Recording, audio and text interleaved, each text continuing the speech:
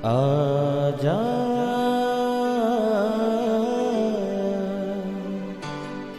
प्रभु यीशु के दर आजा, जीवन मिलेगा तुझे। आजा आजा प्रभु यीशु के दर आजा, जीवन मिलेगा तुझे। आजा आजा आजा आजा।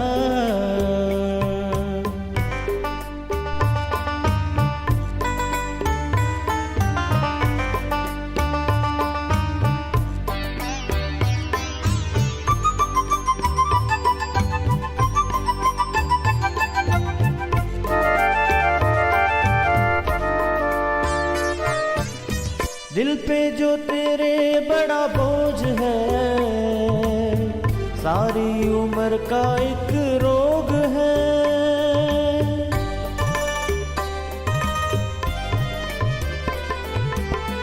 दिल पे जो तेरे बड़ा बोझ है, सारी उम्र का एक रोग है। क्यों नहीं आता यीशु पास तू, ताकि न रहे फिर उदास तू। क्यों नहीं आता यीशु पास तू, ताकि न रहे फिर उदास तू। आजा प्रभु यीशु के दर आजा, जीवन मिलेगा तुझे। आजा आजा आजा आजा। अतः हम इन बातों के विषय में क्या कहें? यदि परमेश्वर हमारी ओर है तो हमारा विरोधी कौन हो सकता है? Praise the Lord everyone. मैं pastor Kulbhushan Johar, Asian church of Christ Vancouver BC से प्रोग्राम नई ज़िंदगी की ओर में आप सबका बहुत बहुत स्वागत करता हूं। मैं आशा करता हूं सब लोग तंदुरुस्त होंगे, परमेश्वर के कलाम में बढ़ रहे होंगे। तो आइए परमेश्वर के कलाम में से सीखने से पहले, वचन को पढ़ने से पहले आइए अपने सरों को झुकाएंगे, अपनी आँखों को बंद करेंगे। आइए हम प्रार्थना में जाएंगे। सर्वशक्तिमान परमेश्वर यीशु मसीह नासरी, हम आपका धन्यवाद करते हैं। आप अच्छे सच्चे जीवित दुआओं को सुनने वाले, दया करने वाले परमेश्वर हैं। आपका धन्यवाद करते हैं, आपने हमें ये मौका दिया, हम आपकी हुजूरी में बैठ सके, आपके कलाम में से सीख सकें। होने दे परमेश्वर, जब आज आपके वचन में से हम पढ़ें, ये वचन हम में से हर एक को नई ज़िंदगी के साथ जोड़ दें। कोई भी अंधकार की शक्ति तेरे वचन के प्रभाव को चोरी न कर सके। खुदावंद, मैं हर एक जन को तेरे नाम से ब्लेस करता हूँ, जितने लोग इस वचन को सुन रहे हैं। यीशु मसीह के सामर्थी नाम से हम मांगते हैं, आमीन आमीन। मैं स्वागत करता हूँ आप सबका प्रभु यीशु मसीह की हुजूरी में। आज मैं आपसे बात करूँगा परमेश्वर के कलाम में से एक बहुत ही अद्भुत प्रकाशन के बारे में। मेरे प्रियो, अक्सर जब हम परमेश्वर के कलाम में से इस वचन को पढ़ते हैं जो पौलुस ने रोमन्स की कलीसिया को कहा, क्या कहा उसने कहा, अतः परमेश्वर हमारी ओर है तो हमारा विरोधी कौन हो सकता है। जब इस चीज़ को हम पढ़ते हैं या किसी से सुनते हैं या हम हमारे मन में इस बात को बोलते हैं, कई बार नॉन बिलीवर्स भी इस बात को सोचते हैं कि हम किसी के साथ बुरा नहीं करते तो परमेश्वर हमारी ओर है, और जब परमेश्वर हमारी ओर है तो प्रॉब्लम की कोई बात नहीं। इसी बात को पौलुस ने रोमन्स को विस्तार में लिखा। उसने कहा, अगर परमेश्वर हमारी ओर है तो हमारा विरोधी कौन हो सकता है। जब इस वर्ष को हम पढ़ते हैं, सुनते हैं, तो बहुत बार लोग निश्चिंत हो जाते हैं और उनको लगता है कि सब कुछ अपने आप सही हो जाएगा। पर जब इस वर्ड को आप पढ़ते हैं तो आप नहीं जानते कि इसके पीछे एक बहुत बड़े भेद को वहाँ पर पौलुस ने बताया। वो क्या है, मैं आज आपसे शेयर करूँगा। आइए हम देखते हैं रोमन्स की किताब, उसका 8 अध्याय, उसकी 31 आयत से। यहाँ पे क्या लिखा, अतः हम इन बातों के विषय में क्या कहें? यदि परमेश्वर हमारी ओर है तो हमारा विरोधी कौन हो सकता है। यहाँ तक पढ़ के लोग रुक जाते हैं, पर आप जानते हैं इसके वर्ष को लिखने के अंत में उसने एक क्वेश्चन मार्क डाला। उसने कहा कौन हमारा विरोधी हो सकता है। इसका मतलब वो एक क्वेश्चन कर रहा है। वो ये चाहता है कि आप और मैं इस बात के बारे में सोचें कि हमारा विरोधी कौन हो सकता है जो परमेश्वर को हमारी ओर आने से रोकता है। हालेलुया। क्यों? क्योंकि जब इसको आप पूरा आगे पढ़ते हैं, वो पूरी एक लिस्ट देता है, एक पूरी डिटेल बताता है कि कौन सी ऐसी चीज़ें हैं जो आपको परमेश्वर के प्रेम से अलग करती हैं, जो आपके और परमेश्वर के बीच में बाधा डालती हैं। और जब ऐसा होता है फिर परमेश्वर आपकी ओर नहीं रहता, फिर शैतान के लिए आपको टारगेट करना ईजी होता है। हालेलुया। पहला पत्रस 5:8 में क्या लिखा? वहां पे लिखा, शैतान इस आड़ में रहता है, कौन कमजोर है, किसको वो फाड़ खाए। उसने कहा वो एक शेर की ताई नजर आता है। वहां पे लिखा शैतान शेर की नाई नजर आता है। वो शेर नहीं पर शेर की तरह वो लगता है। उसने कहा जो कमजोर है उसको फाड़ खाए। जब लोग इस बात को बोलते हैं कि परमेश्वर हमारी ओर है, हमारा विरोधी कोई नहीं हो सकता, वो अपने आप को एक टारगेट बना देते हैं। क्यों? क्योंकि वो वीक हो जाते हैं। उनको लगता है परमेश्वर हमारी ओर है, हमारा विरोधी कोई नहीं हो सकता। पर पौलुस ने ऐसा नहीं कहा। उसने एक क्वेश्चन मार्क दिया। उसने कहा अगर परमेश्वर तुम्हारी ओर है तो तुम्हारा विरोधी कौन हो सकता है। इसका मतलब आपको ये देखना है कौन है आपका विरोधी जो परमेश्वर को आपकी ओर होने से रोकता है। आगे क्या लिखा? आगे लिखा, जिसने अपने निज पुत्र को भी ना रख छोड़ा परंतु उसे हम सब के लिए दे दिया, वे उसके साथ हमें और सब कुछ क्यों ना देगा। फिर उसने क्वेश्चन मार्क दिया। फिर उसके बाद क्या लिखा? परमेश्वर के चुने हुओं पर दोष कौन लगाएगा। फिर उसने क्वेश्चन मार्क दिया। फिर लिखा परमेश्वर ही है जो उनको धर्मी ठहराने वाला है। फिर कौन है जो दंड की आज्ञा देगा। फिर क्वेश्चन मार्क। मसीह ही है जो मर गया वरन मुर्दों में से जी उठा, परमेश्वर की दाहिनी ओर है और हमारे लिए निवेदन भी करता है। कौन हमको मसीह के प्रेम से अलग करेगा। फिर क्वेश्चन मार्क। वहां पे लिखा क्या कलेश, क्या संकट, क्या उपद्रव, या अकाल, या नंगाई, या जोखिम, या तलवार। फिर उसने क्वेश्चन मार्क डाला। इसका मतलब पौलुस यहाँ पर क्या कह रहा है? पौलुस ये बोल रहा है कि तुम्हें इस बात को देखना है, ढूंढना है कि कौन है जो तुम्हें परमेश्वर के प्रेम से अलग करता है। वो बोलता है वो कलेश हो सकता है, वो संकट हो सकता है, वो उपद्रव हो सकता है, अकाल हो सकता है, वो नंगाई या जोखिम या तलवार, कोई भी चीज हो सकती है जो तुझको परमेश्वर के प्रेम से अलग कर सकती है। जब तू परमेश्वर के प्रेम से अलग हो गया, फिर इस वर्ष को जो वो बोलता है कि अगर परमेश्वर हमारी ओर है, हमारा विरोधी कौन हो सकता है, तो वही वो विरोधी है जो परमेश्वर को आपकी ओर आने से रोकता है। वो बीमारी हो सकती है, वो कलेश हो सकता है, वो अकाल हो सकता है, वो फाइनेंशियल ट्रबल हो सकती है, वो कोई ऐसी चीज़ जो आपको फ्रस्ट्रेट कर रही है, प्रेयर का आंसर ना आना हो सकता है। जब ये चीज़ें लाइफ में होती हैं तब क्या होता है? तब परमेश्वर के साथ हमारा रिलेशन वैसा नहीं रहता जैसा कि तब था जब प्रेयर्स आंसर हो रही थी, जब ना अकाल था, ना कोई प्रॉब्लम थी, ना ट्रबल थी, फाइनेंस अच्छा था, सब कुछ ठीक था, तो सब कुछ सही भी था। पर जैसे ही ये चीज़ें खराब हो गई या बहुत ज़्यादा मिल गई, फिर परमेश्वर और हमारे बीच में वो चीज़ आ गई। इसीलिए वो बोलता है कौन तुम्हारा विरोधी हो सकता है। तो ये वो चीज़ें हैं जो विरोधी हो सकती हैं।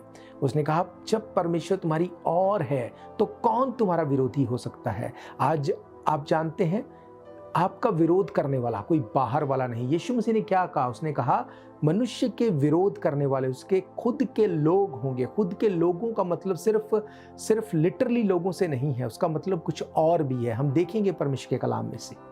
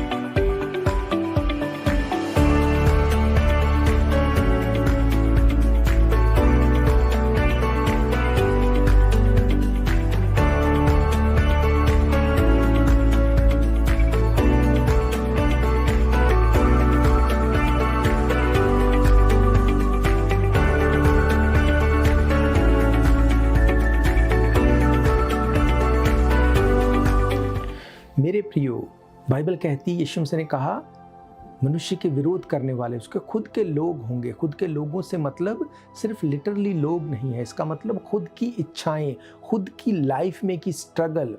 मैंने आपको क्या पढ़ाया, वहां पे लिखा कौन हमको मसीह के प्रेम से अलग करेगा। अब ये वो लिस्ट है जो प्रेम से अलग करती हैं।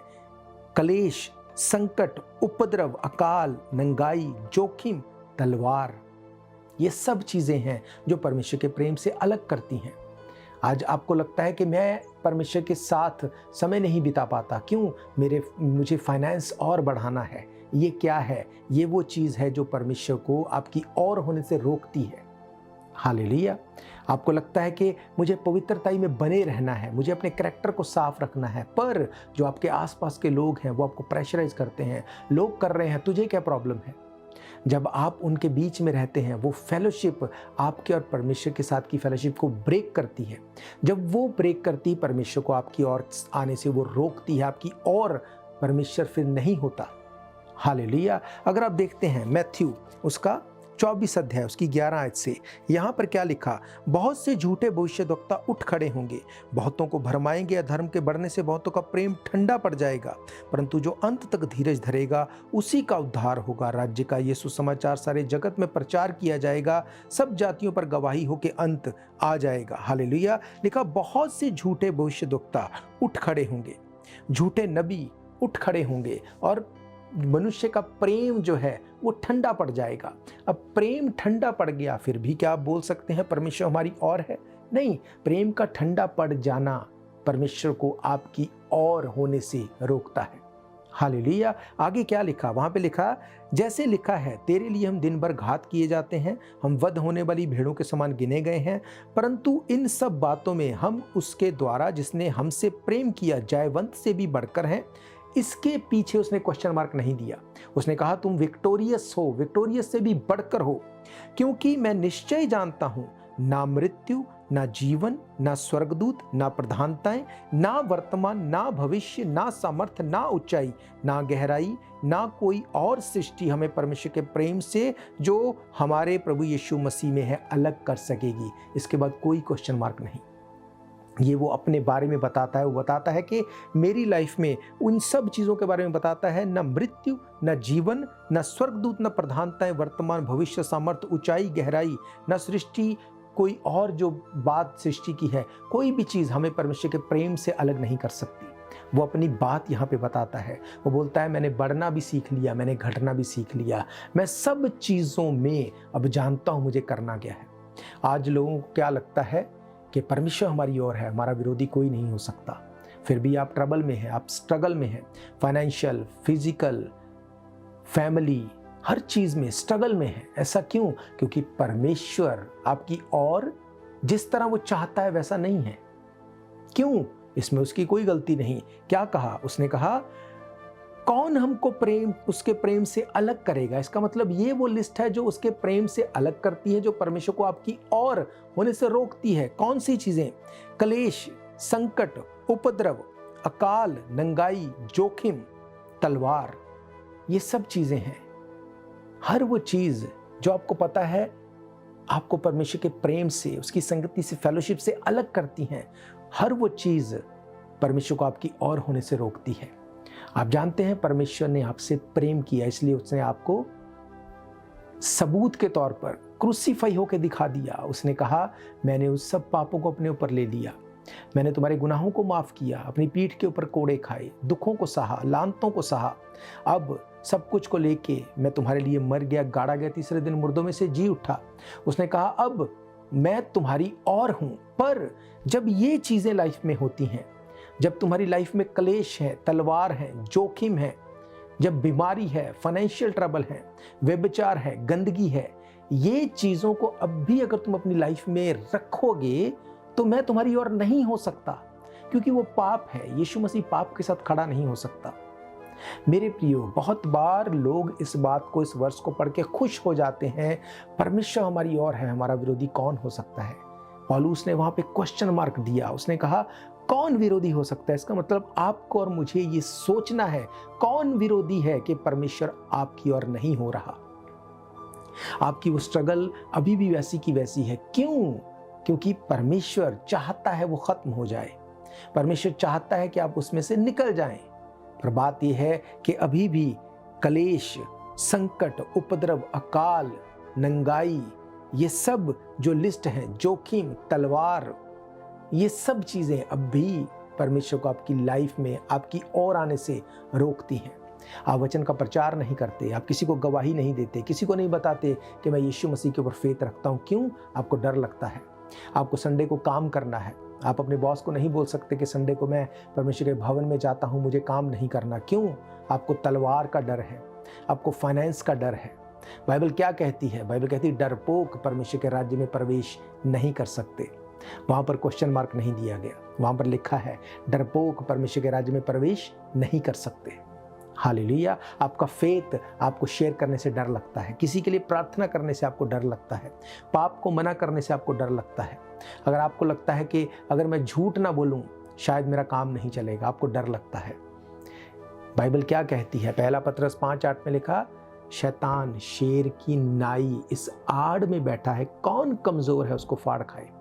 आप कमजोर नहीं हैं, पर ये चीजें आपको कमजोर कर देती हैं, ये आपको वीक कर देती हैं। अगर आप किसी चोर को चोरी करते देखते हैं, आप उसको रोक सकते हैं, आप उसको डांट सकते हैं, पर आप नहीं ऐसा कर सकते। क्यों? क्योंकि आप खुद ऐसा करते हैं। आपको डर लगता है कि अगर मैं इसे रोकूंगा ये मेरे ऊपर क्वेश्चन ले आएगा। पर अगर आप खुद क्लीन हैं, खुद आप उस चीज में से इन्वॉल्व नहीं है, आपको डर नहीं लगेगा। बाइबल कहती जब दानियल शेरों की मांद में था, जब राजा वहां पे आया, उसने कहा, हे दानियल परम प्रधान के दास, क्या तेरा परमेश्वर तुझे शेरों के मांस से बचाने पाया? उसने कहा, हे राजा तू जुगन जुगान जीवित रहे। उसने कहा, क्योंकि मैंने परमेश्वर और तेरे विरोध में कोई काम नहीं किया, मैं निर्दोष था। इसलिए उसने अपने दूतों को भेज के शेरों के मुंह को ऐसा बंद किया कि उसने मेरी कोई भी हानि नहीं की।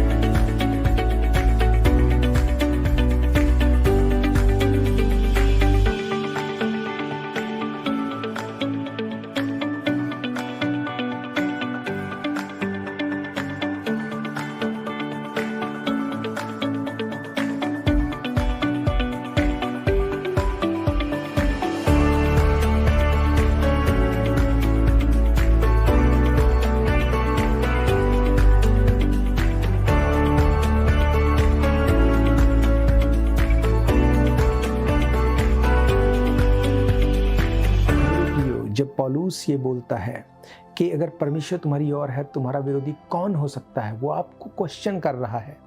उसने बताया कि तुम्हें अपने आप को जांचना है कि कौन सी ऐसी चीज़ें हैं, कौन सा अकाल है, कौन सी नंगाई है, कौन सी तलवार है जो तुम्हें परमेश्वर के प्रेम से अलग कर रही है।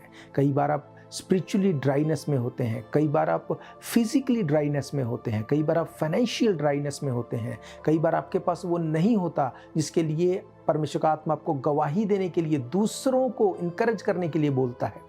आपके खुद के पास जॉब नहीं, पर आप दूसरे के लिए प्रार्थना कर सकते हैं। ये एक ड्राइनेस है फाइनेंशियली, पर जब आप ऐसा करेंगे परमेश्वर आपकी ओर होगा। वो ये नहीं कहता कि जो तेरे पास है उसका प्रचार कर, वो बोलता है जो बाइबल में लिखा उसका प्रचार कर। हालेलुया। मेरे प्रियो, भजन संहिता 139 में क्या लिखा? हे यहोवा तूने मुझे जांच कर जान लिया, तू मेरा उठना बैठना जानता है, मेरे विचारों को दूर ही से समझ लेता है। मेरे चलने और लेटने की तू भांति भांति छानबीन करता है, मेरे पूरे चाल चलन का भेद जानता है। यहोवा मेरे मुंह की ऐसी कोई बात नहीं जो जिसे पूरी रीति से तू ना जानता हो। वो बोलता है तूने मुझे आगे पीछे से घेर रखा है और अपना हाथ मेरे ऊपर रखे रहता है। हालेलुया। ये सारे अगर आप शाम को पढ़ेंगे आपको समझ आएगा कि कैसे दाऊद इस बात को बोलता है कि परमेश्वर मुझ में ऐसी कोई बात तो नहीं, मुझे जांच, मुझे दिखा, मेरी लाइफ में ऐसी कोई चीज़ तो नहीं जो तुझे मेरी और होने से रोके। हालेलुया। आज हमें लगता है परमेश्वर हमारी ओर है, हमारा विरोधी कौन हो सकता है। मेरे प्रियो, यीशु मसीह ने कहा तुम्हारे खुद के लोग मीन्स खुद की आदतें, खुद के मुंह से बोले गए वर्ड, खुद की फेलोशिप ही तुम्हारा विरोध बन के खड़ी हो जाएंगी। हालेलुया। अगर आप खुद नशा करते हैं, आप दूसरे को बोलते हैं नशा नहीं करो, वो कभी बंद नहीं करेगा। पर अब आप खुद नशा नहीं करते और दूसरे को आप बोल सकते हैं ये तेरे लिए गलत है, वो आपकी बात सुनेगा। आप बाइबल में से उसको बोलेंगे, वो सुनेगा। हालेलुया। मेरे प्रियो, बाइबल ये बताती है कि लाइफ में कि इन चीज़ों में जब आपकी लाइफ में ये अकाल है, ये नंगाई है, ये तलवार है, वो घटी है, वो स्ट्रगल है, उस टाइम पे आप किस चीज़ को सर्व करते हैं। देखो, बाइबल ये कहती है परमेश्वर का वचन ऑलवेज वो सच है, वो ट्रू है। डजेंट मैटर आपकी लाइफ में वो पूरा हुआ है अभी तक या नहीं, आपको वचन की गवाही देनी है। लाइफ वो खुद ब खुद सेट कर देगा।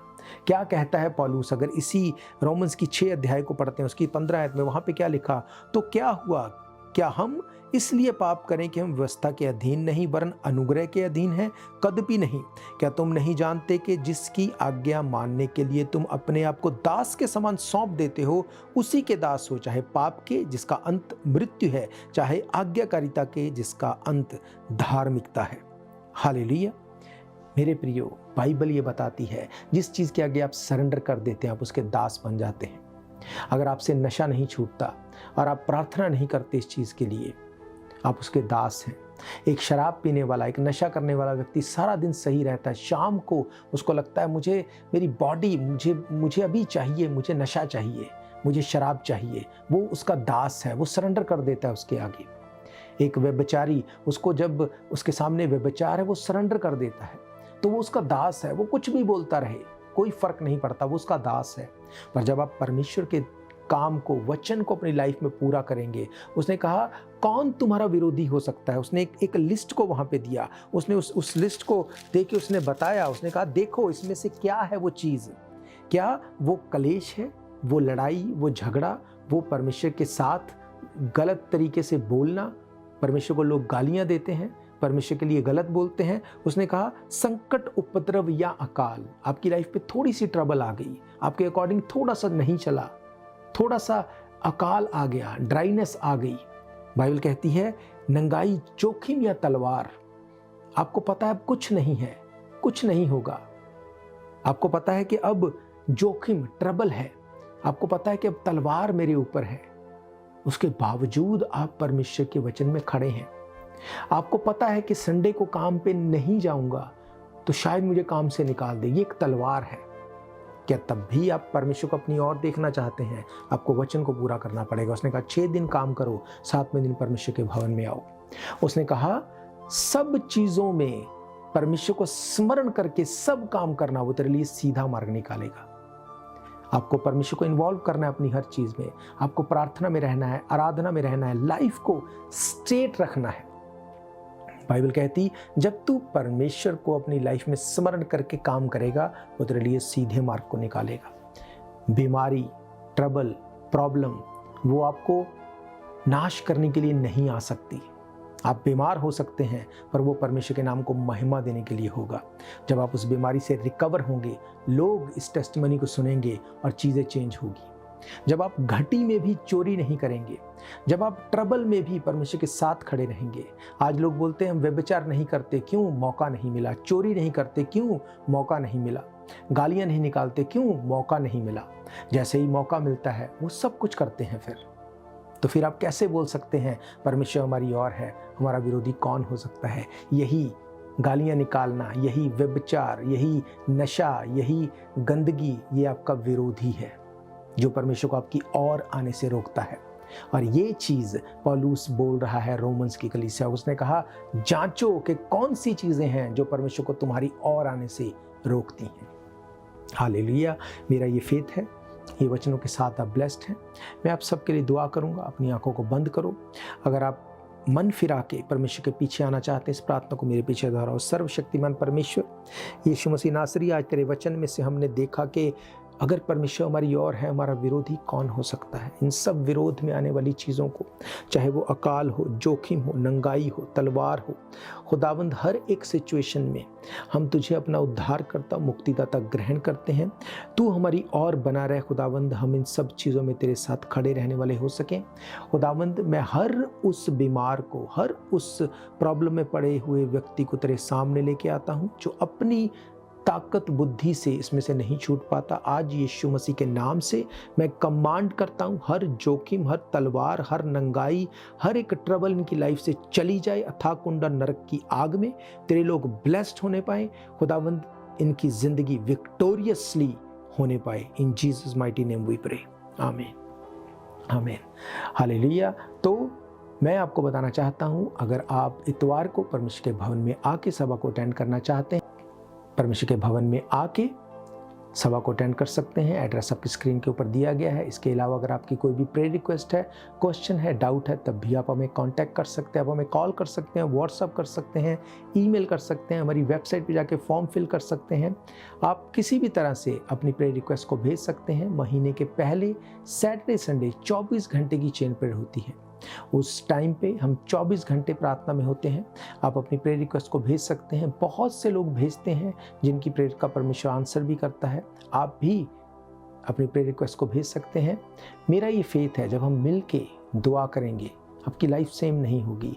याद रखो, बाइबल, इसके बीच में हजारों बाइबल्स हैं। अगर आप इसको पढ़ेंगे, परमेश्वर का वचन आपके ऊपर रिवील करेगा चीज़ों को, वो आपसे बात करेगा, क्योंकि ये जीवित वचन है। तो हम फिर मिलेंगे परमेश्वर की हुजूरी में। God bless you all. शायद ये मौका होगा आखिरी, तुझको बुला रहा है नासरी। धोखा ही धोखा संसार है, प्रभु यीशु का सच्चा प्यार है।